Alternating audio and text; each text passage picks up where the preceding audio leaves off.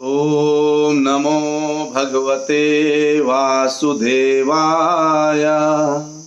ओम नमो भगवते वासुदेवाय।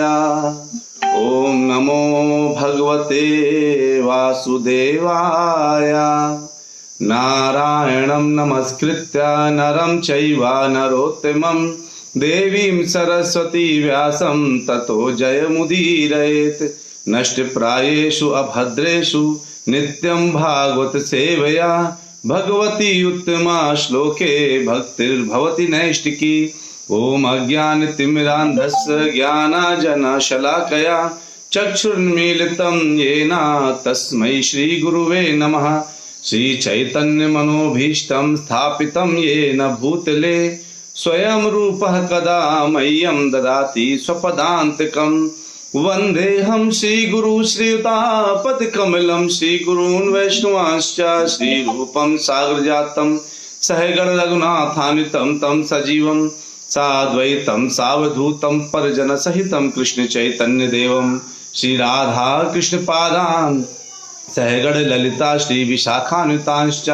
हे कृष्ण करुणा सिंधु दीन बंधु जगतपते गोपेश गोपिका कांता राधा कांत नमोस्तुते। तप्त कांचन गौरांगी राधे वृंदावनेश्वरी वृषभानुसुते देवी प्रणमामि हरिप्रिये। वाञ्छाकल्पतरुभ्यश्च कृपा सिन्धुभ्यैव च पतितानां पावनेभ्यो वैष्णवेभ्यो नमो नमः। जय श्री कृष्ण चैतन्य प्रभु नित्यानंद श्री अद्वैत गदाधर शिवास आदि गौर भक्तवृंदा। हरे कृष्णा कृष्ण कृष्णा हरे हरे हरे राम राम राम हरे हरे। हरे कृष्णा कृष्ण कृष्णा हरे हरे हरे राम राम राम हरे हरे। हरे कृष्णा कृष्ण कृष्णा हरे हरे हरे राम राम राम हरे हरे।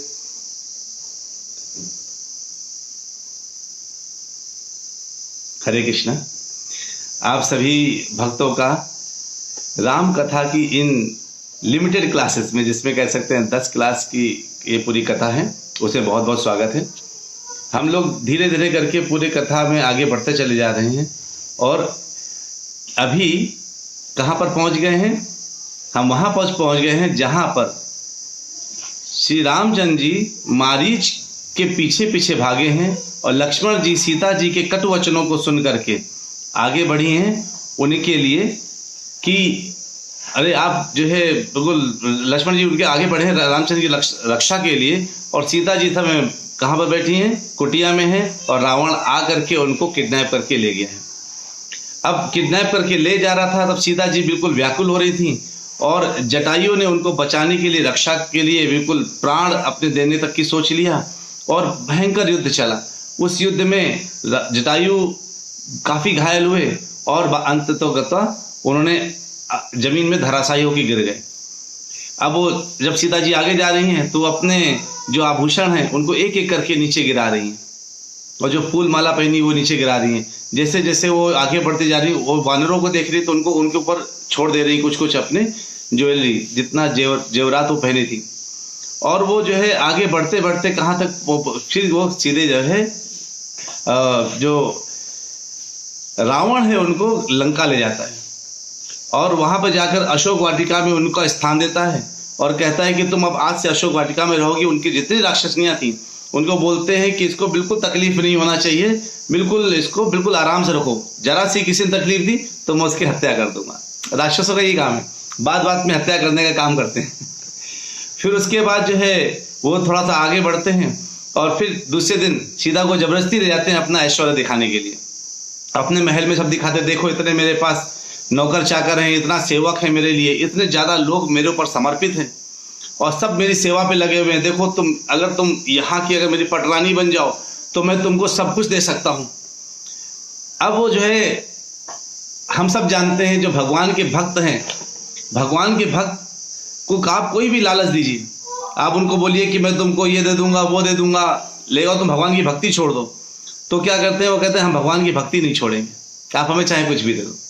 तो भगवान के भक्त कभी भी भक्ति नहीं छोड़ते। और सीता मैया तो बिल्कुल लक्ष्मी है, और वो इतना डिवोटेड है अपने पति श्री राम के लिए कि वो किसी भी कीमत में उसको स्वीकार तो नहीं कर सकती थी। तो उन्होंने उनको स्वीकार नहीं किया, और उन्होंने बोला कि तुम उनके सामने कितना भी तुम्हारे पास है, लेकिन वो तीनों लोकों के स्वामी हैं और तुम उनके आगे कुछ भी नहीं हो, नगण्य हो। ये सुनकर के उसको बार बार रावण को बहुत गुस्सा आ रहा था, और उसको लग रहा था कि वो जो है बिल्कुल इस स्थिति पे पहुंच गया है कि कुछ भी कर सकता है। लेकिन जैसा मैंने बताया था कल के दिन कि ब्रह्मा के श्राप की वजह से वो जो है कुछ भी नहीं कर पा रहा था, सीता जी को जरा से भी हानि नहीं पहुंचा पा रहा था, केवल उनको मनाने की कोशिश कर रहा था कि वो मान जाए। अब यहां तक वो दृश्य है। अब दृश्य आते इधर, रामचंद्र जी जब उधर से वापस आते हैं, जब मारीची को मार करके, तो उनके मन में ये भय आता है कि मारीची ने बहुत तेजी से क्या बोला था, हे लक्ष्मण, हे सीता, ऐसे करके बुलाया था। तो कहीं ऐसा ना हो कि वो हे लक्ष्मण, हे सीता सुनकर के लक्ष्मण सीता को अकेला छोड़ करके आने लगे, और इस भयंकर वन में जो मारीची का जो गेम प्लान इन्होंने पूरा बिछाया हुआ है, कहीं ऐसा ना हो कि कोई आकर के सीता को या तो मृत्यु दे दे या तो उसको किडनैप कर ले।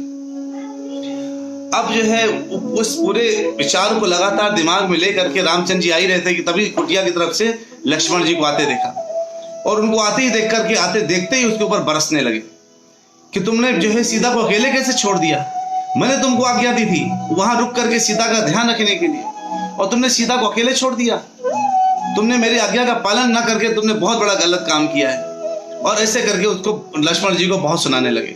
लक्ष्मण जी भी परेशान कि मैं तो एक तो जो है क्या करूं मैं, आप सीता जी ने मेरे ऊपर इतने उल्टे सीधे आरोप लगाए, इस तरह के आरोप लगाए कि मैं समझ नहीं पा सकता था कि मैं क्या करूं। उन्होंने मुझे ये तक बोल दिया कि मैं जानती हूं तुम ऐसा क्यों कर रहे हो, क्योंकि तुम मुझे भोगना चाहते हो राम की मृत्यु के बाद। बताइए मैं कैसे आप वहां रुक सकता था, क्या स्थिति होती कि मैं वहां रुक जाता। तो रामचंद्र जी तुरंत पलट करके बोला कि अरे तुम, अगर स्त्री कोई भी आरोप लगाती है, कुछ भी बोलती है, इसका मतलब ये नहीं कि तुम अपना दिमाग नहीं इस्तेमाल करोगे, तुमको मेरी आज्ञा पालन करना चाहिए था। और ये कहकर के दोनों लोग जो है दुखी हो जाते हैं। उनको तुरंत जो है ऐसा एहसास होने लगता है कि लगता है मैं अब सीता को नहीं देख पाऊंगा। उनको अंदर से महसूस हो जाता है कि लगता है मुझे सीता नहीं देखेंगी, या तो मुझे मृत अवस्था में देखेंगी या तो मुझे नहीं देखेंगी कुटिया में। और जब गए तो यही स्थिति हुआ। जो कुटिया के अंदर पहुंचे तो क्या देखते हैं, न सीता है वहां पर, और सीता सीता कहते हुए देखे, और न ही कुछ ऐसा लग रहा था कि वहां क्या हो गया है। तो रावण बड़ी सावधानी से लेके आया था। अब रामचंद्र जी बहुत दुखी है, बहुत व्याकुल हैं। तो कई बार लोग बोलते हैं रामचंद्र जी इतने दुखी व्याकुल क्यों है? क्योंकि भगवान ये दिखाना चाहते हैं कि अत्यधिक आसक्ति जिस व्यक्ति को होती है, भगवान यहाँ पर मनुष्य रूप में है ना, वो किस तरह से अत्यधिक आसक्ति की वजह से परेशान हो सकता है। या तो पुत्र या पत्नी या ग्रह, तो ये सब चीजों की वजह से अगर कोई जो है परेशान है, तो अगर वो उसमें बहुत आसक्त है तो परेशान होता है। जब ये नहीं रहते तो उसमें वजह से वो बहुत ज्यादा परेशान हो रहे थे। अब जो है लोग लगातार सबसे पूछ रहे हैं, पेड़ों से पूछ रहे हैं, पक्षियों से पूछ रहे हैं, और आगे हिमालय से पूछ रहे हैं, जो भी मिल जा रहा है उससे पूछ रहे हैं कि मेरी सीता कहाँ है, क्या मेरी सीता को जाते हुए कहीं देखा है। बहुत परेशान और बिल्कुल इस अवस्था में कि बताओ मैं यहाँ पे आगे सीता की रक्षा भी नहीं कर पाया, मैं जब वापस जाऊंगा तो मैं क्या बोलूंगा कि मैंने सीता को खो दिया है। तब उन्होंने मृगों का एक झुंड देखा, तो मृगों से उनको बहुत सहानुभूति मिली, और लगा कि जब लगता है ये मृग जो है मुझे कुछ ना कुछ बता सकते हैं। उन्होंने मृगों से पूछा कि मेरी सीता कहाँ है। आखिरकार 4 दिशाएं हैं, 4 दिशाओं में किस दिशा की तरफ गई है, कौन कोई लेके भी गया तो किस दिशा में लेके गया है। मृगों ने इस तरह से जब महसूस किया, तो मैं आपको बताता हूँ, भगवान जब आते हैं तो सब उनके मदद के लिए ही होते हैं। चर अचर जीव जंतु पेड़ पौधे सब, समुद्र पहाड़ सब, और जब वो जो है इस तरह से मदद के लिए होते हैं तो उस वक्त क्या होता है कि सब लोग उनकी मदद करते हैं। यानी भगवान के सब आसपास रहते हैं, भगवान को सब पता रहता है, लेकिन वो लीला करते हैं अपनी, और ऐसी लीला करते हैं कि सबको ये लगता है बिल्कुल सच में यही हो रहा है। और भगवान यही सच में दिखाने के लिए कोशिश करते हैं कि देखो एक ऐसा हाल होता है एक अत्यधिक आसक्त व्यक्ति का। पुत्र दार ग्रहादिशु, पुत्र, पत्नी और ग्रह के लिए जो बहुत आसक्त होता है उसकी यही हालत होती है। अब वो जो है आगे बढ़, जब तो मृगों ने क्या किया, मृगों ने अपना मुख दक्षिण की तरफ किया, तो लक्ष्मण जी को ऐसा एहसास हुआ जैसे मृग हमें बता रहे हैं कि दक्षिण की तरफ जाना है, सीता जी दक्षिण तरफ मिलेंगी। और वो जो है रामचंद्र जी से बोलते चलिए दक्षिण तरफ चलते हैं। अब वो चलते जा रहे हैं, जाते जाते जा रहे हैं, उनको महसूस हो रहा है कि ये क्या जो है कुछ आगे मिलेगा कि नहीं मिलेगा। तभी एक बड़ी सी राक्षसनी आती है और लक्ष्मण जी को उठा लेती है, कहती है मैं तुमसे शादी करना चाहती हूँ, तुम इतने सुंदर हो, इतने बलिष्ठ हो। तो लक्ष्मण जी ने जो है एक तो वैसे दुखी थे, क्रोध में आकर उसके नाक कान काट दिए, इसमें एक्सपर्ट है लक्ष्मण जी नाक कान काट करके आगे बढ़ते हैं। जब वो जो है आगे बढ़ते तो रामचंद्र जी कहते हैं मुझे कुछ बहुत निगेटिव सा दिख रहा है, महसूस हो रहा है, ऐसा लग रहा है कुछ अभी हमें बहुत संघर्ष करना पड़ेगा आगे, कुछ ऐसा हो रहा है कि कोई मुसीबत आने वाली है, ऐसा मैं क्यों सोच पा रहा हूँ। तो लक्ष्मण जी कहते हैं मुझे तो वंजुलक नाम का एक पक्षी है जिसकी आवाज़ आ रही है, उस आवाज़ से मुझे ऐसा लग रहा है कि सब कुछ, उसके बाद भी सब कुछ पॉजिटिव ही होगा, आपका निगेटिव के बाद कुछ ना कुछ पॉजिटिव होगा। तो कई बार हमारे जीवन में क्या होता है, हम बहुत निगेटिव सोचने लगते हैं, अरे ये भी करो, कोरोना भी आ गया, नौकरी भी चली गई, कोई बीमार भी हो गया, तब तो जिंदगी जीने का कोई फायदा नहीं है, अब मैं क्या करूँगा जी करके। तो उस वक्त धैर्य और भगवान पर पूर्ण भरोसा, यही हमें केवल बाहर ले जाता है। ये जो संघर्ष रूपी समुद्र है ना, इससे बाहर ले जाने के लिए धैर्य बहुत जरूरी है। आपका अपना धैर्य और भगवान पर पूर्ण भरोसा, पूर्ण यानी संपूर्ण भरोसा जिसे बोलते हैं। तो संपूर्ण भरोसे का मतलब ये हुआ कि आपको कहीं से भी कोई डाउट नहीं है। तो कहते हैं कि जब वो आगे बढ़े तो उन्होंने एक बहुत बड़े एक राक्षस का एक राक्षस देखा जिसका ना मुंह, खोपड़ी नहीं थी, ना सर था, ना पैर था, और उसका जो है उसको देख करके ना उसके पास गला था, उसका पूरा बस शरीर था और उसके हाथ थे जो 8 मील लंबे थे। उसको देख करके जो है ये चकित रह गए। इनने बोला कि इससे युद्ध करने का कोई फायदा नहीं, हमारे पास अभी टाइम नहीं युद्ध करने का, आगे चलते हैं। तभी उसने अपनी बाहों से उनको लपेट करके ले आए और वो कहता है कि मैं कितना भाग्यशाली हूँ कि तुम लोग मिल गए, मैं बहुत भूखा था और तुम मुझे खाने के लिए तुम लोग तो मिल गए कम से कम। और जो है वो रामचंद्र, तो लक्ष्मण जी कहते हैं ठीक है तुम्हें भूख लगी है, तो रामचंद्र जी से कहते हैं मैं इसके पेट का खाना बन जाता हूँ, ये मुझे भोजन कर लेता है और आप जाके सीता को ढूंढ लीजिए। रामचंद्र जी उसको कहते हैं कि नहीं और साहस बनाते हैं, और रामचंद्र जी फिर और राम और लक्ष्मण दोनों क्या करते हैं उसके एक एक हाथ को काट देते हैं। उसका नाम क्या है, कबंध। तो कबंध नाम का राक्षस है। वो कबंध नाम का राक्षस क्या था, पहले वो धनु का पुत्र था, पिछले जन्म में धनु पुत्र। उसने क्या किया था, बहुत तपस्या करी थी और ब्रह्मा जी से तपस्या करके, आप जानते हैं ब्रह्मा जी सबको आशीर्वाद देते रहते हैं, कोई तपस्या करे तो लोग ज्यादा, सबको पता है कि पहले पर्सन ब्रह्मा जी हैं और उनके पास संपूर्ण बहुत शक्तियां हैं, और इतनी शक्तियों से अगर वो मुझे जो है आशीर्वाद देंगे तो मुझे बहुत कुछ मिल जाएगा। तो ब्रह्मा जी ने उसको आशीर्वाद दिया कि तुम जो है सबके ऊपर विजय प्राप्त कर सकते हो। अब कबंध जो धनु का पुत्र था उसको जो है वो पकड़ दिया, या तो उसको जो है हाथ काट गए हैं, तो उसको लगा इतना शक्तिशाली कौन है जिसने मेरे हाथ काट दिए।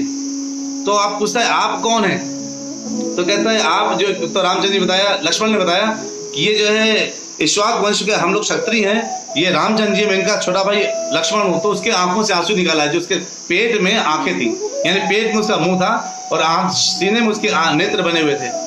तो जो है तो अब ये, तो उन्होंने पूछा रामचंद्र जी ने कि तुम्हारा ऐसा हाल कैसे हुआ। तो उसने बताया कि जब मुझे बहुत शक्ति मिल गई तो मैं युद्ध करने इंद्र से चला गया। तो इंद्र ने क्या किया, अपना वज्र फेंक दिया मेरे ऊपर। उस वज्र फेंकने से क्या हुआ, मेरा सर अंदर घुस गया और पैर अंदर घुस गया शरीर के, तो मेरा सब कुछ अभी। तो मैंने इंद्र बोला कि मैं जीऊंगा कैसे, मैं तो ना खाने, मैं कुछ नहीं कर सकता, पैर भी नहीं है, मुंह भी नहीं है। तो उन्होंने मुझे पेट के द्वारा मुंह बनाया और आंखें यहाँ दे दी सीने में ही, और हाथ मेरे 8 मील लंबे कर दिए ताकि 8 मील तक कोई भी जीव आएगा तो मैं अपना पेट भर सकता हूँ। और लेकिन आप लोगों का ही मैं इंतजार कर रहा था, क्योंकि जब मैंने उनसे बहुत विनती करी कि मैं जो है कैसे कर पाऊंगा, मैं तो ऐसे अवस्था में कब तक रहूंगा। तो रामचंद्र जी ने बोला कि, तब इंद्र ने बोला कि जब रामचंद्र जी आएंगे, राम और लक्ष्मण दोनों भाई सीता की खोज के लिए आएंगे, तब तुम वो रास्ते में मिलोगे। और तब तुम्हें वो मारेंगे और तुम्हें मारने के बाद तुम्हें नया शरीर मिलेगा। तो सोचिए, राक्षसों को भी अपना पता रहता था कि मेरा पुराना जन्म क्या था, और वो लगातार इंतजार करते थे, हजारों साल इंतजार करते थे। और यहाँ भक्त बोलते हैं, अरे प्रभु जी, पिछले 2 साल से मैं लगातार माला कर रहा हूँ, मुझे प्रेम नहीं आ रहा, भक्ति नहीं आ रही है, रुचि नहीं आ रही है। लोग कहते हैं बड़ा आनंद आता है, आनंद नहीं आ रहा। थोड़ा इंतजार करना पड़ेगा, या तो भक्ति ध्रुव महाराज जैसी करनी पड़ेगी कि एक बार खड़े हो गए, 6 महीना इतना संघर्ष, इतना स्ट्रगल कि पहले 2 महीने में खाना छोड़ दिया, तो अगले 2 महीने में पानी छोड़ दिया, उसके अगले महीने सांस लेना छोड़ दिया, और 6वें महीने में जब पूर्ण रूप से सांस छोड़ दिया तो पूरे ब्रह्मांड में जब केवल क्या हो गया, सांस रुक गई, हवा रुक गई, तब जाके भगवान खुश होकर दर्शन देने आते हैं। हमें क्या महसूस होता है कि हमको बस 2 दिन हम भक्ति करें और हमें केवल भगवान तुरंत ही आगे दर्शन दे दें। हाँ, भगवान बैठे ना दर्शन देने के लिए मंदिर में, भगवान दर्शन देने हम जाते हैं और मंदिर में टिक के बैठ जाते हैं, आराम से टिक करके बैठ गए, और भगवान कैसे खड़े, ऐसे हाथ ऊपर लिए। लग रहा कि भगवान को हम दर्शन देने के कि भगवान हमारा दर्शन करने आए, हमें पता नहीं चलता। तो इधर जो है उसने बताया कि अगर आप मुझे इसमें जला देते हैं काट करके और आग नहीं लगा देते हैं अपने हाथों से, तो मैं जो है आपको एक बहुत उचित रास्ता बताऊंगा, क्योंकि मुझे इस बात का ही ज्ञान दिया गया है कि मैं आपको उस वक्त जब आप आएंगे तो मैं आपको बताऊं कि क्या करना है, एक मित्र की भांति बताऊंगा। तो भगवान उनको जला देते हैं, और जला करके जब वो मुक्त पुरुष की तरह फिर वो व्यक्ति बाहर निकलता है, बिल्कुल स्वर्ण, बिल्कुल सारे जेवरात पहने हुए चमकता हुआ व्यक्ति बाहर आता है, और वो बोलते हैं कि चूंकि इस समय आपकी भी पत्नी नहीं है, और जिसका मैं एड्रेस बताने वाला हूँ, कहते हैं मुझे रावण के बारे में पता नहीं है, लेकिन जिसका मैं एड्रेस बताने वाला हूँ, जिसके बारे में बताने वाला हूँ, वो सभी दिशाओं के बारे में पूर्ण जानता है, पूर्ण जानकारी है उसको, वो और उसकी भी पत्नी इस समय उससे छीन ली गई है। तो आप दोनों चूंकि सेम वियोग में हो, तो आप एक दूसरे को समझ सकते हैं, इसलिए आप उनके पास जाइए। तो कहते हैं कि इंद्र के पुत्र बाली ने सुग्रीव, जो कि सूर्य पुत्र और वृक्षराज की पत्नी से हुआ था, ये जो है ये दोनों भाई हैं। तो उसके जो है उस वक्त इसने क्या किया, बाली ने इसके पत्नी को रख लिया, सुग्रीव की पत्नी को अपने पास जबरन रख लिया, और रख करके उसके साथ वो भोग करता रहता है। तो आप अगर उसके पास जाएंगे तो 100% वो आपकी मदद करेगा। तो कहते हैं कि कहाँ मिलेगा, तो कहते हैं वो ऋषमुख पर्वत पर है, 4 वानरों के साथ रहता है वो सुग्रीव वहां पर। बाकी सबको तो इसने वाली ने कब्जा कर लिया है। तो अब वहां पर, लेकिन उसके पहले कहते हैं आपका एक बहुत बड़ी भक्त है जो आपका इंतजार कर रही है, और वो पंपा सरोवर में जो है आप एक बार जाइए, और वहां पर वो आपका इंतजार कर रही है। तो जो है इधर भगवान राम और लक्ष्मण दोनों जो है सुने, और वो सुन करके वो आगे बढ़े।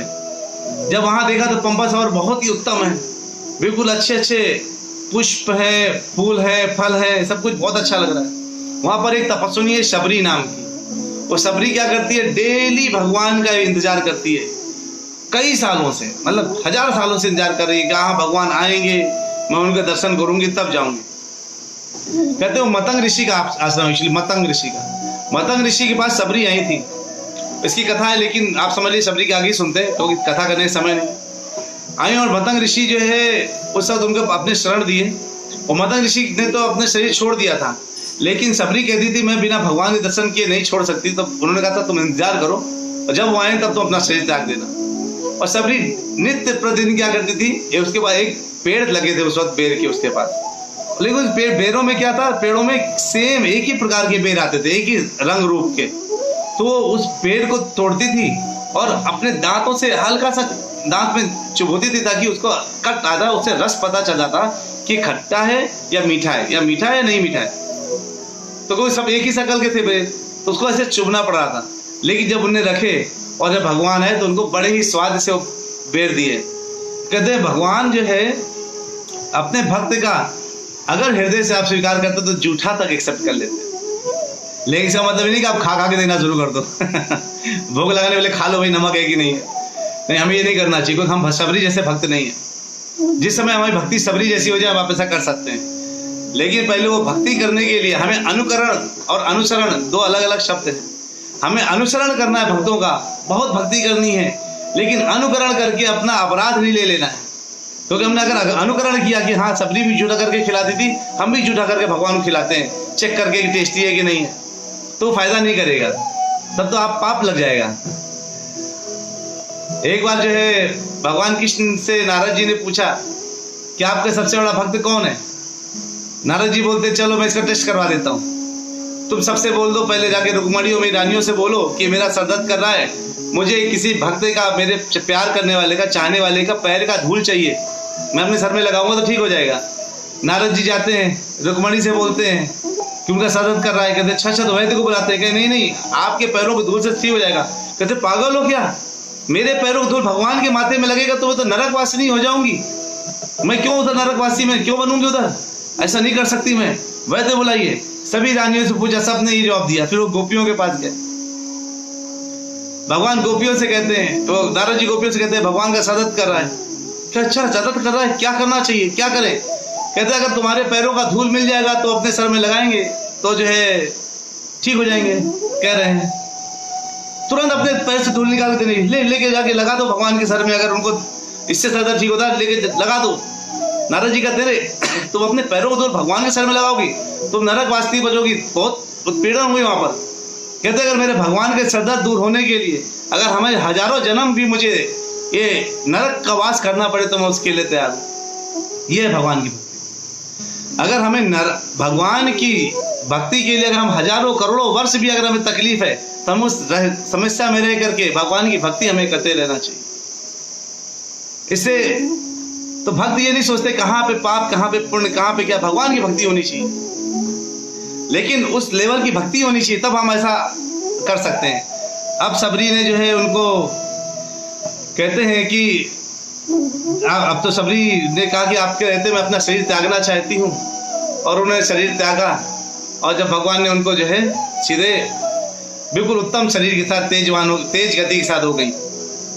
फिर जो है उसके बाद पंपा सरोवर के पास ही ऋषिमुख पर्वत था, वहां जाकर के सुग्रीव के जैसे गुफा के पास पहुंचने लगे तो उनको लगा सुग्रीव को कि पक्का वाली द्वारा कोई भेजा गया व्यक्ति है जो मुझे मार सकता है। लेकिन जो है ये देखने में तो बहुत बहुत पराक्रमी लग रहे हैं, इतने पराक्रमी धनुष बाण लेकर कोई आए और लगा हाथ सर में जटायु बांध कर वो रखा है, जटा बांध के रखी है, तो पक्का जो है ये कौन है इसका पता लगाना पड़ेगा। लेकिन और वो तड़पने लगे, भगने लगे इधर उधर।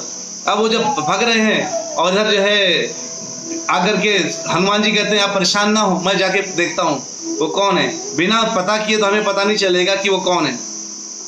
कहते हैं कि जो है ऐसे करके वो सुग्रीव के जब परेशान हो रहे हैं, हनुमान जी किसके पास जा रहे हैं, रामचंद्र जी के पास जाने के लिए तैयार हो गए हैं। और जो है रामचंद्र जी के पास जाने के लिए जैसे तैयार होते हैं तो उस कांड जो अगला क्या कांड शुरू होता है, किष्किंधा कांड शुरू होता है यहाँ से। तो जो है अब जब वो किष्किंधा कांड यहाँ से प्रारंभ हो रहा है और हमारा जो है अरण्य कांड हमने यहाँ से खत्म कर दिया, तो किष्किंधा कांड की तरफ चलें, आगे बढ़े। तो अब जो है जब ये पहुंच गए हैं, अब हनुमान जी उनको समझा रहे हैं कि आपको जो है बिल्कुल परेशान होने की जरूरत नहीं है, अब मैं जाकर के देखता हूँ। तो कई बार हम भगवान की पहचान करने में मुश्किल हो जाता है। अब देखिए यहाँ बहुत अच्छी लीला है भगवान की, थोड़ा आप ध्यान से सुनिएगा तब आपको अच्छा लगेगा। कहते हैं कि जब हनुमान जी उनके पास पहुंचे तो हनुमान के रूप में नहीं गए, वो भिक्षुक के रूप में गए और बड़े ही उनसे वाचाल तरीके से पूछ रहे हैं कि आप कौन हैं, आप जो है आप कहाँ से आए, आपका यहाँ आने का प्रयोजन क्या है, वो ऐसे पूछते हैं। तो जब वो आने का प्रयोजन पूछते हैं, ऐसे लगातार पूछ रहे हैं, तो रामचंद्र जी लक्ष्मण जी से बोलते हैं कि आप इनको हमारे आने का प्रयोजन बताइए। रामचंद्र जी स्वयं बात नहीं कर रहे हैं, क्यों? क्योंकि राम के परम भक्त हनुमान ने राम को अभी तक नहीं पहचाना है।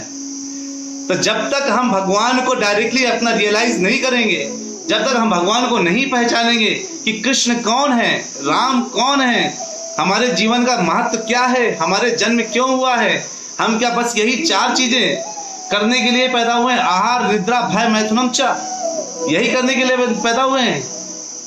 तो जो है हमें इन्हीं सब कार्यों और ये जन्म मृत्यु जरा व्याधि दुख दोषानुदर्पण, क्या इसी के लिए बस दर्शनम, क्या इन्हीं चीजों के लिए बस हम बने हैं कि जन्म मृत्यु को जरा व्याधि झेलें? इसका मतलब है कि हमें जब तक भगवान को रियलाइज नहीं करेंगे, भगवान हमारी तरफ मुंह मोड़ के नहीं देखते। तो जब तक रामचंद्र जी को हनुमान जी पहचान नहीं पाए, रामचंद्र जी का लक्ष्मण तुम बताओ। और जब लक्ष्मण ने जैसे ही बताया कि ये दशरथ पुत्र राम है और मैं इनका अग्रज, मैं इनका अनुज लक्ष्मण हूँ, हनुमान जी के हृदय में बिल्कुल उद्गार आ गए। और वो बिल्कुल जब हमारे भगवान सामने आ जाएं, और जब भगवान ने इन्होंने हनुमान जी ने उनको पहचाना तो उनके बिल्कुल चरण लग गए और कहते हैं कि मैं जो है बाली का सेवक हूँ।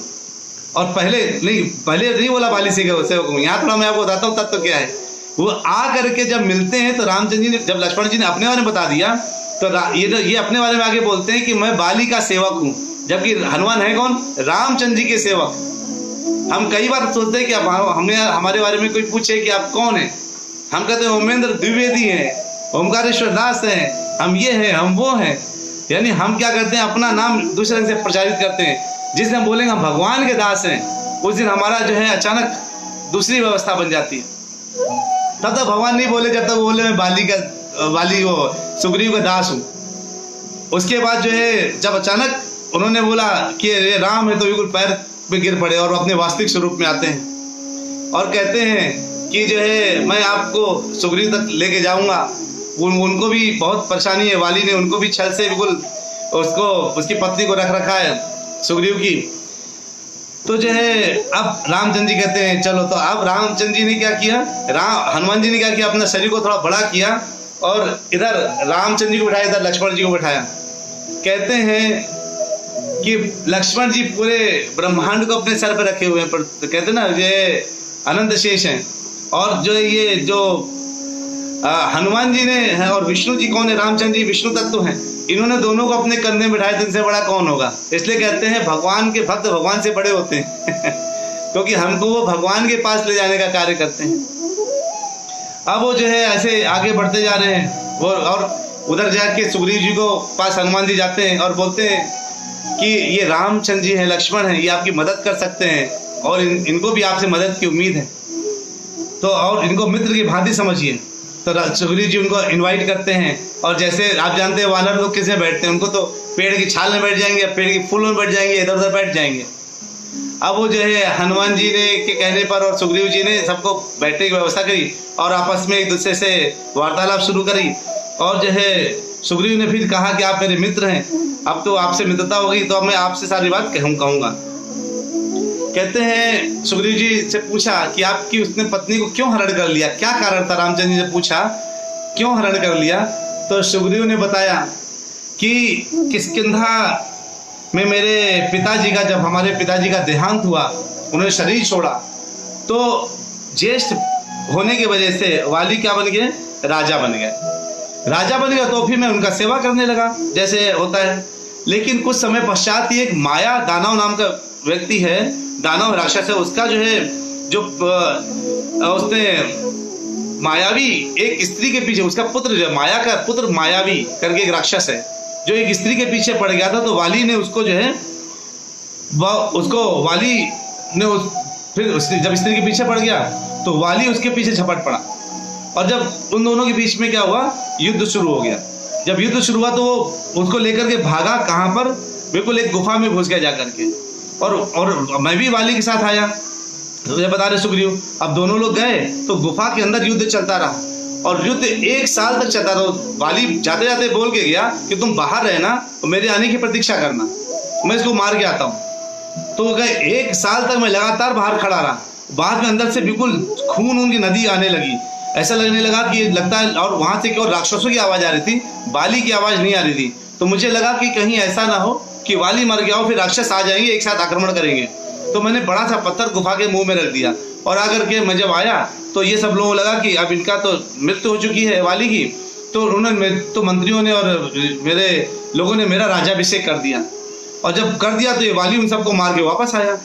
वापस आके उसने जब मुझे देखा कि मैं यहाँ बैठा हूँ तो जो है उसको मैं यहाँ पे राज्य कर रहा हूँ, तो उसको बहुत गुस्सा आया और उसने आकर के जो है सीधे मेरा सभी लोगों को कब्जे में कर लिया और मुझे भी वहाँ से देश से निष्कासित कर दिया। मैंने उसको बहुत समझाने की कोशिश करी कि मैंने ऐसा नहीं किया है, मुझे जो है लग रहा था कि कुछ बहुत दिक्कत, मुझे लग रहा था कि शायद आप नहीं बचे हो। तो उसने सबको ये चिल्ला के बोला कि मैं इसको बोल के गया था कि तुम बाहर रक्षा करना, और मुझे उसको ढूंढने में 1 साल लग गया। उस राक्षस को 1 साल तक मैं ढूंढता रहा। सबको मारने के बाद जब मैं जो है वहां से वापस आया, सभी राक्षसों के संबंधियों को मार के आया, तो बाहर गुफा में पत्थर रखा हुआ था। मैंने बड़ी मुश्किल से पत्थर हटा के आया तो देखा कि राज्य कर रहा है। अब वाली को लग रहा था कि सुग्रीव ने उसके साथ धोखा किया है, और सुग्रीव अपने में सही था और वाली को लग रहा था वो अपने में सही है, वानर बुद्धि। अब वो जो है वो बिल्कुल दोनों में ऐसा प्रचार हुआ, और वाली सुग्रीव को मारने के लिए दौड़ा। तो सुग्रीव आकर के जो है ये मतंग ऋषि के आश्रम में रुक गए। अब मतंग ऋषि के आश्रम में वहां पे कुछ मतंग ऋषि के आशीर्वाद की वजह से वहां से 4 मील दूर तक कोई भी अगर राक्षस आता या राक्षस का कोई व्यक्ति आता तो वो बिल्कुल पत्थर बन जाता, और अगर स्वयं वाली आता तो मर जाता, ऐसा था। तो अभी इसमें कथा आगे जब रामचंद्र जी पूछेंगे तो सुग्रीव बताते हैं कि क्यों ऐसा हुआ। तो सुग्रीव ने तो रामचंद्र जी तुरंत को बोला कि चिंता ना करो, ऐसे दुष्ट व्यक्ति को मैं जो है मार दूंगा।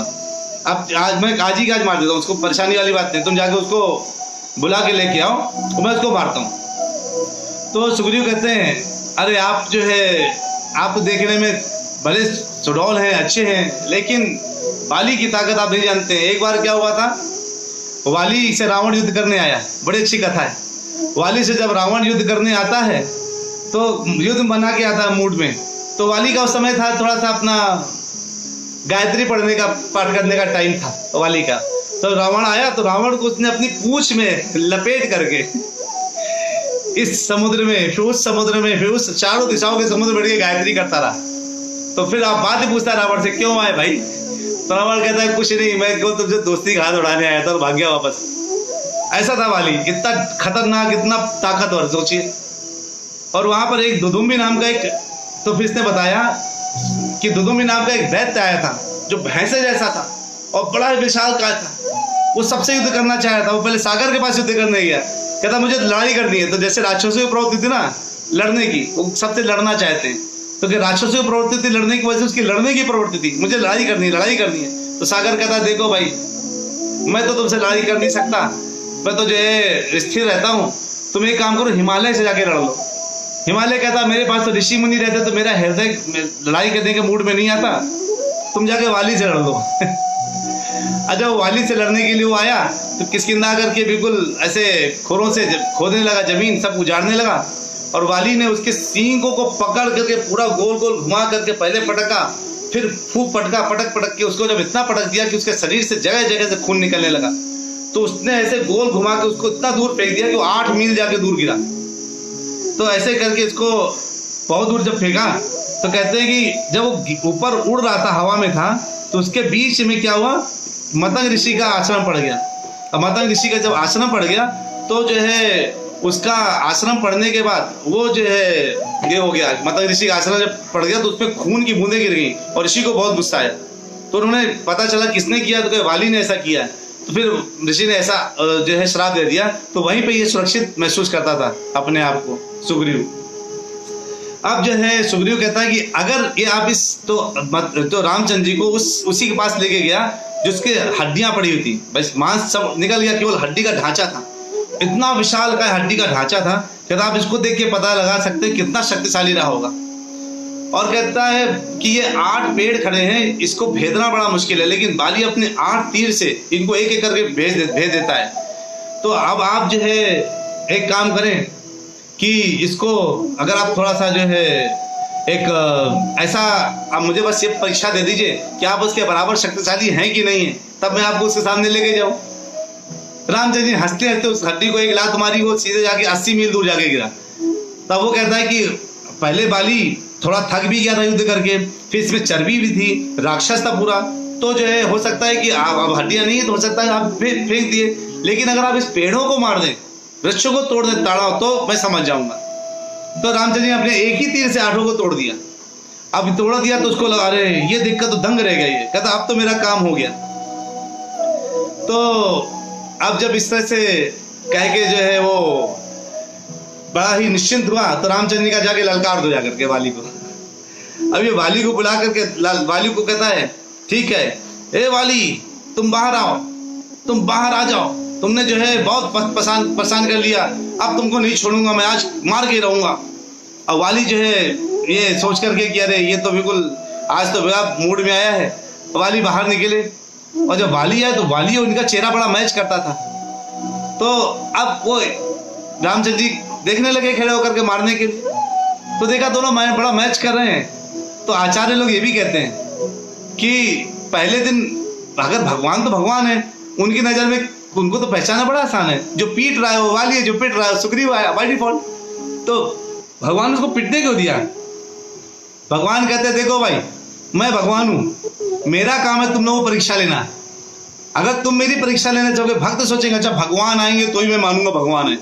तुम मेरी परीक्षा ले रहे तो सुग्रीव जैसा पिटवा दूंगा। भगवान ने कहा मैं तो नहीं पीटूंगा, पिटवा दूंगा किसी न किसी चीज से।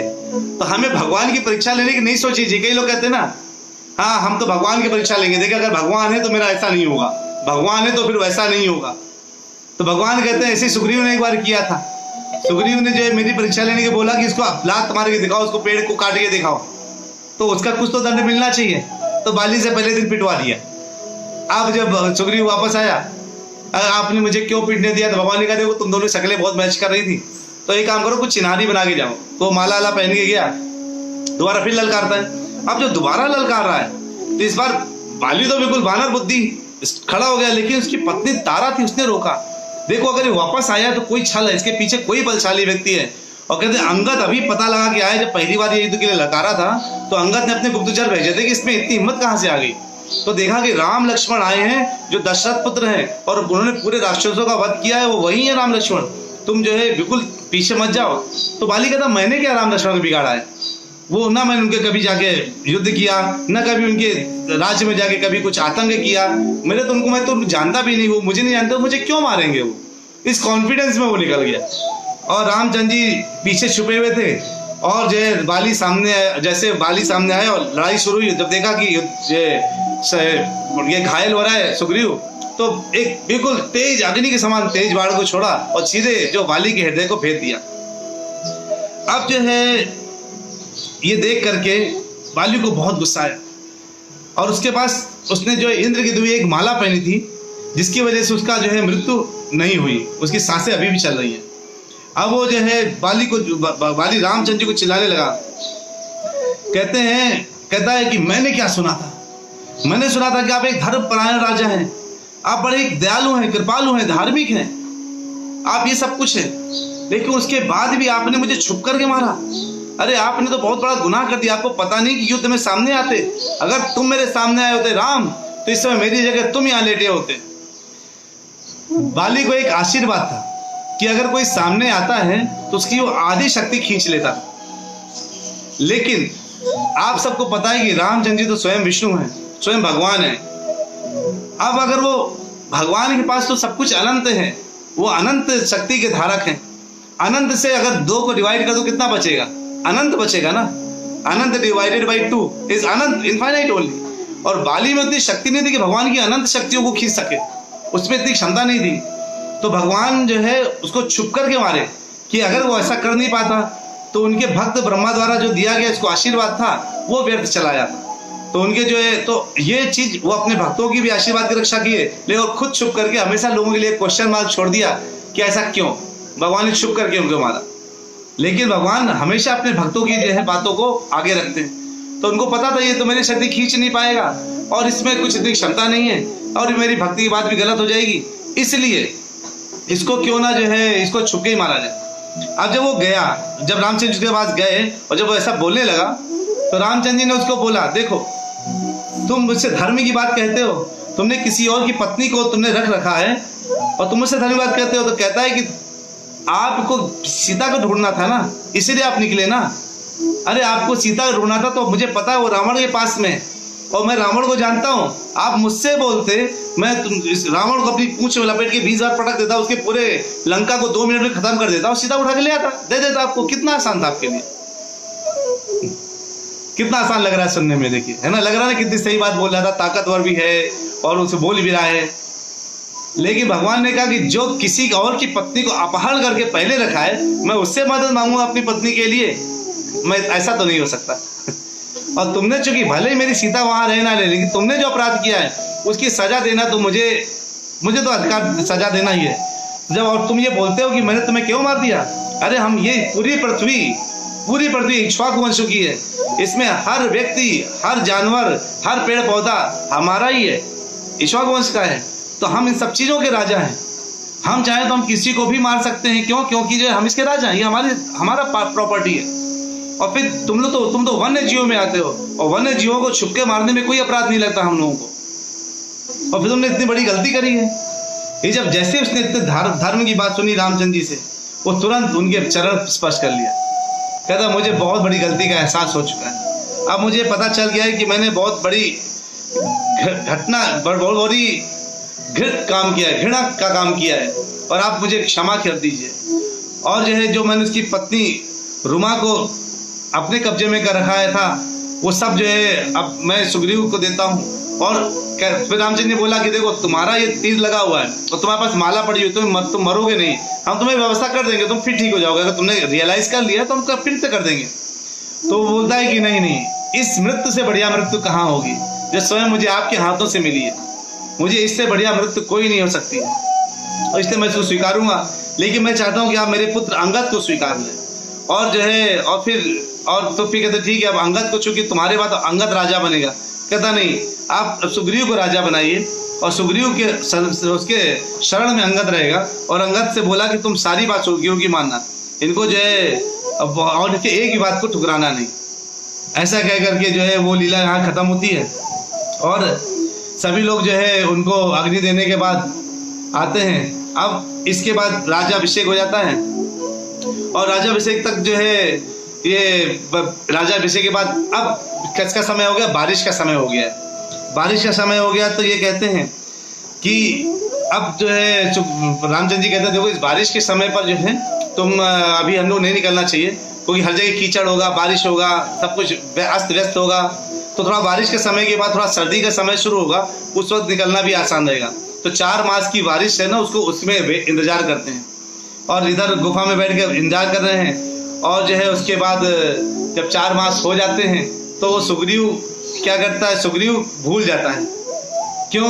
वो इतना आनंद में पड़ जाता है। तो कई हम भक्तों में ऐसा होता है, हम जब कहते हैं ना हमारे पास पैसे नहीं होते या किसी चीज़ की कमी होती है, तो हम भगवान के चरण स्पर्श करते हैं, भगवान के मंदिर जाते हैं। हे भगवान, मुझे पैसा दे दो, एक बार पैसा दे दो, एक बार मुझे आगे बढ़ा दो, एक बार ये कर दो, मैं आपकी हमेशा सेवा करता रहूँगा। व्यक्ति ऐसा कहता है। लेकिन वहाँ जब भगवान उसको सब कुछ दे देते हैं, उसको भौतिक सुख मिलने लगता है, तो क्या करता है? वो भूल जाता है। और क्या करता है? भगवान को भूल करके केवल क्या याद रखता है? केवल अपनी भक्ति याद रखता है। वो भक्ति पूर्ण तरह से भूल चुका होता है। अब जब भक्ति याद रखता है और भक्ति पूरी तरह भूल चुका होता है, तो भगवान जो है उसको ज्ञान देने के लिए कुछ ना कुछ कदम उठा लेते हैं। और यहाँ कदम उठा लिया गया है। अभी जो है हनुमान ने जब देखा कि इधर पूरा हो गया है, इधर जो है ये लगातार केवल इंद्रिय तृप्ति, इंद्रिय भोगों में लगे हुए हैं, और ये भूल गए कि राम की सेवा के लिए इन्होंने वादा कर रखा है, तो उन्होंने सुग्रीव को याद दिलाया। तो सुग्रीव आधी मदहोश अवस्था में, अच्छा एक काम करो, सारे वानरों को बोल दो कि जितने मेरे 1 करोड़ से ज़्यादा वानर पूरी जगह फैले हैं, तुरंत 15 दिन के अंदर आ जाए, नहीं तो जो नहीं आएगा उसको प्राणदंड दे दूंगा। ऐसे करके उसने जो है सारे वानरों के लिए आदेश दे दिया, और फिर अपनी इंद्रिय भोगों में लग गया। इधर जब वो पहुंचा नहीं, तो रामचंद्र जी जो है बिल्कुल जो है वो परेशान हो गए। क्योंकि जो है इधर तो सुग्रीव ने वैसे नील को बुला के आदेश दे दिया कि सारे नील को बुला के बोल दिया, आप जानते नल नील, तो नील को बुला करके ऑर्डर किया कि सबको लेके आ जाओ। लेकिन जब इधर सुग्रीव को रामचंद्र जी के पास जाना चाहिए था अभी, लेकिन वो गए नहीं। तो रामचंद्र जी ने कहा ये मेरे पास तो नहीं आया नहीं। तो रामचंद्र जी लक्ष्मण से बोला कि एक काम करो, तुम जाओ और उसको याद दिला दो कि वो तरकस में वो बाण जिसने इसको मारा था वाली को, आज भी मेरी तरकस में है। इसलिए भी कुछ छुप करके ना बैठे, अपने प्रॉमिस को हटाए। नहीं तो लक्ष्मण कहते जाकर मैं अभी मार डालता हूँ उसको जाके। आप बोले तो अरे मारना नहीं, पहले जाके बात करो यार। तुमने पड़े मारना की बात करने लगते। लक्ष्मण मारने के बाद तुरंत उछल के, लक्ष्मण को बड़ा जोश आ जाता है जैसे कोई लड़ाई की बात हो, और जो है और जो उसको बिल्कुल कि जैसे उसे बोलो कि ये करना है, रामचंद्र जी बोल दे ना ये करना है, लक्ष्मण बिल्कुल प्रोत्साहित उत्साहित हो जाते थे, हाँ मैं तो मार ही डालूंगा।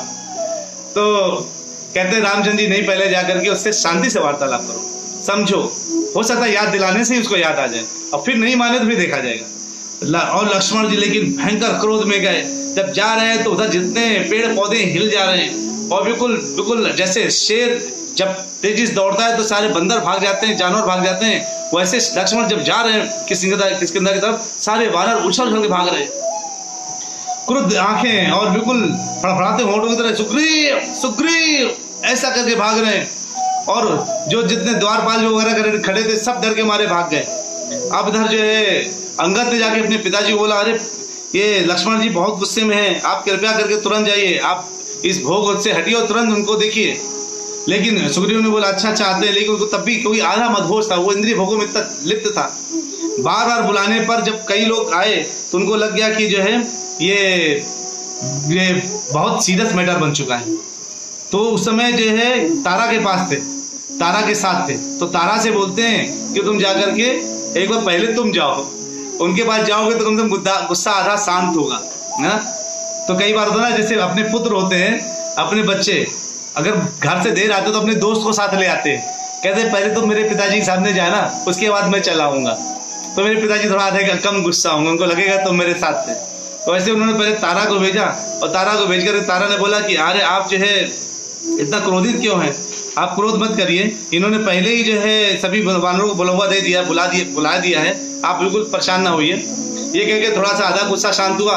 लेकिन उसके बाद फिर उन्होंने जो है सुग्रीव से बहुत बात करी, तो सुग्रीव ने बिल्कुल हाथ जोड़ करके बोला कि उन्होंने बिल्कुल सबसे इतना रिक्वेस्ट करके लक्ष्मण जी से बोला कि आप बिल्कुल गुस्सा ना करें, और मैं ये वचन देता हूँ कि मैं जो है पूरे साथ में हूँ। मैंने 15 दिन पहले बोल दिया और आज के दिन सबके सब आने वाले हैं, और आ करके सबके सब जो है बिल्कुल आपकी सेवा में लग जाएंगे। और फिर सभी लोग रामचंद्र जी से मिले जाते हैं, और रामचंद्र जी को जब ऐसा पता चलता है कि इसके हृदय में अभी भी सेवा भाव है और ये भक्ति भाव के साथ लगना चाहता है, तो रामचंद्र जी उसके ऊपर गुस्सा हटा देते हैं।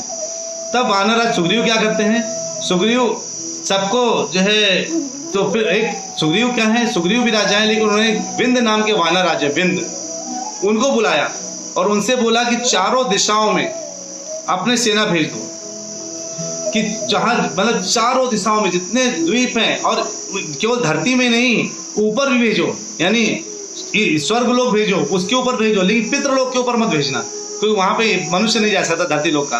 तो नीचे अधोलोक में भी लोगों को भेजो, धरती में लोग जहां भी सीता है, यानी पूरा पश्चिम उच्चा दक्षिण, यानी हर दिशा में लोगों को भेजो। लेकिन जो है उन्होंने दक्षिण दिशा में हनुमान जी को भेजा।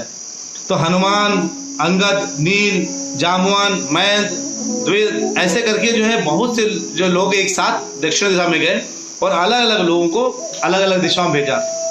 तो क्योंकि दक्षिण दिशा में अब भगवान को पूरा भरोसा था कि राम ये काम कर सकते हैं, इसलिए राम को जो है उन्होंने, रामचंद्र जी हनुमान जी को जब जाते वक्त बोला, और ये बोल दिया इन्होंने सुग्रीव ने कि जो भी 1 महीने के अंदर वापस नहीं आएगा उसको मैं जो है 1 महीने के अंदर अगर पता लगा कि वापस नहीं आए, मतलब तुम आराम करो बीच में, और मुझे पता है ये ड्यूरेशन 1 मंथ में तुम लोग कवर कर सकते हो, 1 मास में अगर वापस नहीं आए तो मैं उसको मृत्युदंड दे दूंगा। तो सब बिल्कुल तीव्रता से गए, तो सबके सब 3 लोग तो आ गए वापस। लेकिन इधर क्या हुआ, इधर हनुमान जी लोग ढूंढते रहे और 1 महीने का समय निकल गया, इनको पता नहीं चल पाया सीता कहाँ है। अब वो सीता की खोज नहीं कर पा रहे, तो उन्होंने जो है बिल्कुल बहुत हतोत्साहित हो गए। अब सब के सब बिल्कुल ये सोचने लगे कि अब तो लगता है कि मैं अब हम लोगों को तो प्राण दंड वैसे मिलने वाला है, तो सुग्रीव राजा पहले बोल चुके हैं, तो अब क्यों ना जो है हम लोग यहीं बैठ करके अपने प्राण त्याग देते हैं। सब बोले, तो अंगद भी कहता ठीक है भाई ऐसे कर लो, सब लोग प्राण त्याग दो। अब क्या बोले, तुम लोग भी कोई भी अगर इस चीज के लिए तैयार नहीं हो, तो जब ये सब प्लानिंग बना रहे थे, तो उधर से एक संपाति नाम का एक, जो आपने सुना ना जटायु का भाई था संपाति, वो बैठ के सुन रहा था। उसने वाह इतने वानर एक साथ मरने की बात कर रहे हैं, सब मरने वाले हैं, तो जो है बिल्कुल हम अब तो मेरा बहुत पेट भरने वाला है। तभी अंगद ने बोला देखो कैकेयी कितनी बेकार थी, कुछ कैकेयी की वजह से जो है रामचंद्र जी को वन आना पड़ा, सीता को रावण लेके गया, बीच में जटायु की मृत्यु हो गई रावण से लड़ने में। बस ये कान जटायु शब्द जैसे ही संपाति के कान में पड़ा, तुरंत संपाति कहता अरे जटायु ये तो मेरा भाई है, ये कहाँ से आ गया, ये इसको क्या हो गया, वो मृत्यु हो गई, तो क्यों मृत्यु हो गई, वो बिल्कुल दुख के मारे बड़ा परेशान हो गया, और इनसे बोलता है कि कृपया मुझे नीचे उतार लीजिए, मेरे अनुज की मृत्यु सुन के मुझे बहुत दुख हो रहा है। तो सब डर रहे थे कहीं ऐसा ना हो कि अभी तो इसने खाने की बात करी थी, कहीं खाई ना डाले, इतना भारी भरकम बाज है।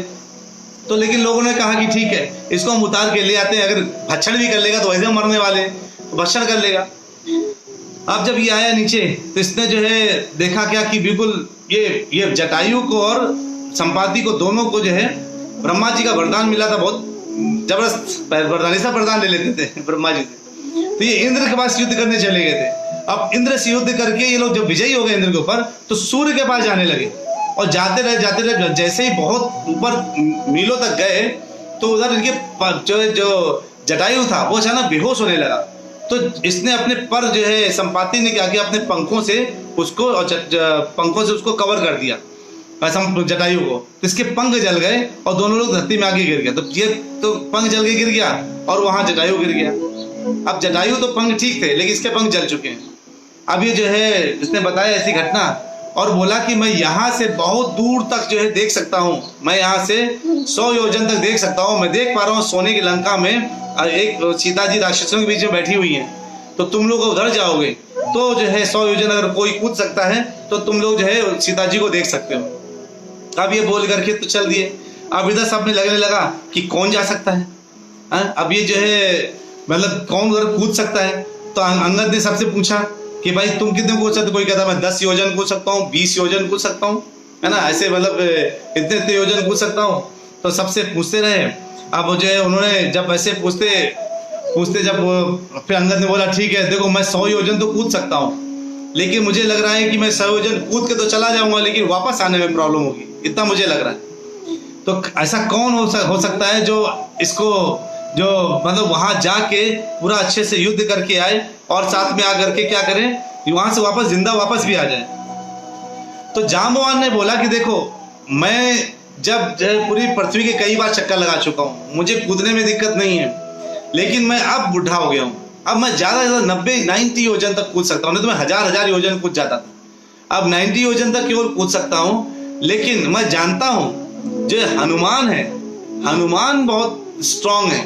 क्यों? क्योंकि जो है तब उन्होंने हनुमान को बताया कि कौन है ये। तो कहते हैं एक पुंजकस्थली के पुत्र कुंजर, उसके अंजना और केसरी से जो है केसरी और अंजना के पुत्र है ये। तो अब क्या हुआ, लेकिन कैसे पुत्र है, मतलब ऐसे पुत्र नहीं है, अंजना और केसरी है। तो जो है अंजना क्या है, बहुत ही सुंदर है और वो जो है इतनी सुंदर है कि जब वो निकली तो जब पवन उनके ऊपर शरीर पड़े तो उनको इतना सुंदर लगा देख करके कि उनके झोंके से उनके कपड़े उतर गए और उन्होंने उसके अंदर प्रवेश किया। तो इन्होंने बोला कि मैं तो केवल एक ही पति व्रता हूँ, तुमने मुझे छूने की कोशिश कैसे की, अदृश्य होकर गए। तो कहते हैं चिंता ना करो, मैंने जो है मैंने तुम्हारे अंदर प्रवेश किया है ये सोच करके कि तुम्हारे अंदर तुमसे एक ऐसा पुत्र निकलेगा जो मेरी तरह अपना शरीर को बढ़ा सकता है, मेरी तरह वेगवान होगा और मेरी तरह से वो बिल्कुल हर जगह जा सकता है, वो कैसा भी रूप धारण कर सकता है, ऐसे करके जो है, और वो कितनी भी ऊंचाई तक जा सकता है। तो जैसे ही हनुमान जी ने जन्म लिया, आज के दिन जन्म हुआ और अगले दिन वो 3000 योजन तक कूद के सूर्य को खाने के लिए वो खिलौना समझ गया, अगले दिन 1 डे के अंदर। तो जब इन्होंने देखा इंद्र ने ये तो सूर्य को निकलने को ही आ रहा है क्या, तो उन्होंने अपना तो पहली बार में 3000 योजन तक गए, वापस कूद गए, फिर दोबारा कूदने लगे तो इंद्र ने अपना जो है प्रहार कर दिया उनके ऊपर, वज्रपात कर दिया और उससे वो जब गिरे तो उनकी एक ठोड़ी टूट गई। तो इसलिए उनको हनुमान बोलते हैं। उनकी हनु मतलब ठोड़ी, मतलब जो है एक ठोड़ी टूटी को धारण करने वाले का, और हनु का मतलब एक पूंछ भी होता है। तो कहते हैं वो जब ठोड़ी टूट गई तो जो है वो लेकिन ये इतने शक्तिशाली है कि कुछ भी कर सकते हैं। अब हनुमान जी को ये श्राप था कि जब तक तुम्हें कोई शक्ति याद नहीं दिलाएगा, ऋषियों ने श्राप दिया था, तब तक तुम्हें अपनी शक्ति वापस नहीं आएगी, क्योंकि बहुत परेशान करते थे सबको। तो इधर जैसे ही जाम्बवान ने उनको शक्ति याद दिलाई तो ये बिल्कुल अपना आकार बढ़ाने लगे और बिल्कुल इतना बढ़ गए कि जो है कहते हैं अरे मैं अब बढ़ते बढ़ते मैं कुछ भी कर सकता हूँ, मैं जो है मेरु पर्वत को 1000 बार एक ही छलांग में कवर कर सकता हूँ और मुझे जो है मुझे कोई दिक्कत नहीं जाएगी, मैं कितनी बार भी पूरी लंका को समूची लंका को उखाड़ सकता हूँ। और अपना बिल्कुल पहाड़ की तरह ऊंचाई करते चले गए, ऊंचाई करते कहते हैं कि अब मुझे एक ऐसा जो है एक ऐसा जगह चाहिए जहाँ पे मैं अगर दबा करके उछलूं तो मैं वहां तक पहुंच सकूं। तो ये हुआ कि जो है महेंद्र पर्वत से हनुमान जी उछल सकते हैं। अब हनुमान जी उछलने के लिए तैयार हैं और महेंद्र पर्वत के ऊपर खड़े होने जा रहे हैं और वहां से वो छलांग लगा करके लंका में जाकर के सीता जी के पास जा रहे हैं। तो उधर रामचंद्र जी ने क्या दे रखा है, उनको पता था केवल हनुमान कर सकता, तो उन्होंने अपनी अंगूठी हनुमान जी को दी जिसमें राम लिखा था। तो भक्त जो होते हैं ना, नाम को अपने हृदय में धारण करके कार्य करते हैं, जैसे वो अपने हृदय के साथ भगवान के द्वारा दी गई अंगूठी को धारण करे थे। और जब ये ऐसा होने वाला है तो हनुमान जी एक परम भक्त हैं जो भगवान की सेवा के लिए कुछ भी कर सकते हैं और वो कुछ भी करने वाले हैं। तो हमें पता चलेगा। तो हमने इस तरह से करके किष्किंधा कांड खत्म किया, और अब हमारा सुंदर कांड और युद्ध कांड, ये दो बहुत उत्तम कांड है। सुंदर कांड तो सुनने वालों की हमेशा हनुमान जी रक्षा करते हैं, और सुंदर कांड को बहुत ध्यान से सुनना चाहिए। तब कल से हमारा सुंदर कांड शुरू होगा और जो है हम धीरे धीरे आगे बढ़ेंगे। तो आप सभी भक्तों का बहुत बहुत धन्यवाद। आप बहुत ध्यान से सुनते हैं। राम कथा ऐसी है, एक बार कानों में पढ़ने लगे तो आनंद निकलने लगता है। आप बताइएगा कि अगर कुछ मेरे से बोलने में, क्योंकि मुझे बहुत कवर करना रहता है, मुझे कुछ चीज़ें मैं हो सकता मिस कर दी हूँ या आपको पता हो मैंने त्रुटि कर दिया हो, तो मुझे जरूर क्षमा कीजिएगा। और अगर कुछ बात अच्छी लगी है, जो भी आपको लगता है, वो मेरे गुरु का बहुत बड़ा मेरे ऊपर आशीर्वाद है कि मैं कुछ बोल पाता हूँ। बहुत बहुत धन्यवाद। तो अब हम लोग फिर से जुड़ेंगे कल के दिन 9:30 बजे। एक जोरदार हरे कृष्ण महामंत्र के साथ अभी विराम लेते हैं। हरे कृष्णा कृष्ण कृष्ण हरे हरे, हरे रामा राम राम हरे हरे। हरि बोल। हरे कृष्णा।